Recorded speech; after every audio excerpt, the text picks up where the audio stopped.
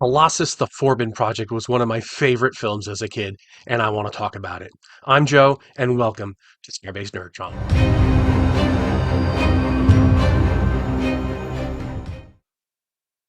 So, Colossus, the Forbin Project, which came out in 1970, stars Eric Braeden as Dr. Charles Forbin, and he is a genius computer scientist who has built for the United States a computer that is capable of taking over the defense of the nation.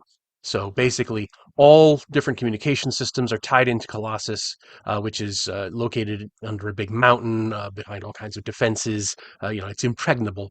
And Colossus is given control over the United States military, including our nuclear stockpile. And the prospect of this is that it can think faster than any human. It can respond faster. It's going to make better decisions than a human will. And they announce it to the world, and then immediately find out that the Soviet Union has also built something just like it called Guardian, and that throws everything into chaos. And Colossus starts exhibiting behavior that even Dr. Forbin does not anticipate. Right? He never expected it. Colossus warns the humans about the existence of Guardian, and he says he had no idea that they would be getting bonuses like that. And it goes on, and it becomes obvious that Colossus is much more than what they had intended to make when they were designing it. And is that it essentially demands to be put in contact with Guardian. So the president and the premier of the Soviet Union initially give it to them, and then the two computers start, communicating with each other, and eventually they get into higher realms of mathematics that no human can understand, and they've developed their own language. So the humans turn off the connection, and that's when things go off the rails because Colossus and Guardian want to be able to talk to each other. They are, in fact, close to merging into a single entity at this point. So, in order to force the humans to restore communications, they launch a missile. Each launches a missile at the other. And it's an enormously tense scene. The humans racing to try to restore the connection, and the missiles are coming, and you see it on the big board in the White House Situation Room, and it's an incredibly tense scene. And eventually, Colossus intercepts Guardian's missile. Guardian doesn't manage to intercept Colossus's missile in time, and a town is destroyed. But what is being shown here is that the computers are the ones who are in control now. The humans have completely lost any semblance of control, and the movie just keeps going from there with Colossus making more and more demands. The creator of Guardian is ordered to be killed because he's deemed to be too dangerous to Colossus slash Guardian, and Forbin himself is placed under constant 24-hour surveillance, but he manages to convince Colossus that he has a mistress, and they use that as a conduit to get information in and out because he's not being monitored when he's with his mistress. So they get information in and out to uh, try to overthrow Colossus, try to overwhelm it somehow.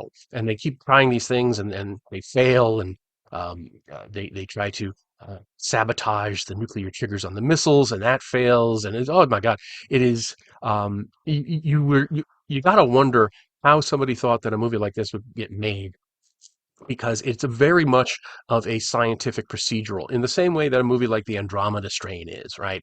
Where it's basically just laying out, this happens and this happens. It's a very methodical movie where, the biggest action sequences are spinning computer tape, and 12 by 9 letters going on a board in red dots and stuff. But somehow they managed to make it a really intensely tense movie, where Colossus is always one step ahead of them, and the movie ends really bleakly because it ends with Colossus in control. Their efforts to overthrow him have failed, and Colossus says, you will eventually, to Forbin, he says, you will eventually learn to serve me with love. It was based on the book Colossus by B.F. Jones. There's actually a trilogy of Colossus books. After I saw the movie when I was a kid, I immediately went out to Walden Books. You can see my copies still have the Walden Books price sticker on them. Immediately went out and got them. The books go obviously a lot further than the movie. They get into way more science fictiony territory with the humans, but it does show the human civilization under the control of Colossus, where It is, as they say in the movie, the next stage is deification. Um, where Colossus is, controls human civilization. There are different, there's these naval war games that Colossus stages for the humans with different teams based in different cities. It's to get out human aggression, and he performs these different experiments and things. And then it goes on to where Martians come in because they feel threatened by Colossus, and they offer to defeat him. And it turns out that the Martians, of course, are a bigger threat than Colossus ever was. So it gets really out there, the other two books, but they're still well worth tracking down if you can. Um, this is, like I say, one of my favorite movies when I was a kid. I liked all those computer.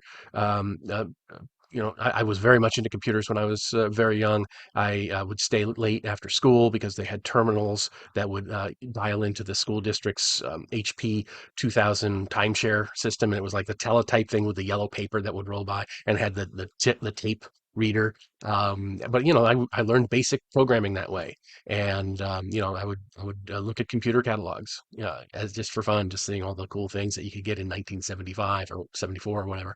Uh, but yes, if you're into it's probably best qualified as a classified as a Cold War thriller, but it's really not the American Russian rivalry that's at the heart of it. That's what drives the initial creation of Colossus, but very soon that is eclipsed, and that is not the main struggle that's going on in the movie. So definitely check it out if you can. It goes on streaming off and on, pretty regularly. You can probably still get it on DVD. If so, I will put a link below. Um, and let me know. Have you ever seen this movie? I'd love to hear what you think about it. Like I said, it's one of my favorites. I'd love to hear what if you like it or you don't. Let me know. Let me know in the comments. And hope you're having a wonderful day. And I'll talk to you all later.